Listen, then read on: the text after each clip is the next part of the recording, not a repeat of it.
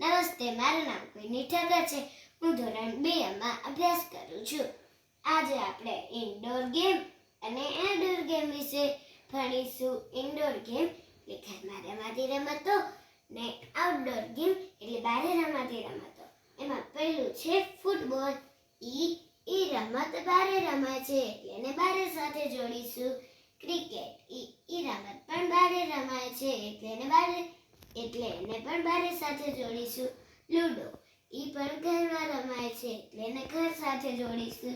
Badminton ઈ બહાર રમાય છે તો એને બહાર સાથે જોડીશું. પછી કેરમ ઈ ઘરમાં રમાય છે એટલે એને અંદર સાથે જોડીશું. પછી ચેસ છે ઈ પણ અંદર રમાય છે તો એને પણ અંદર સાથે જોડીશું. બાસ્કેટબોલ ઈ પણ બહાર રમાય છે તો એને બહાર સાથે જોડીશું. કાર્ડ ગેમ ઈ અંદર રમાય છે તો એને અંદર સાથે જોડીશું. નમસ્તે.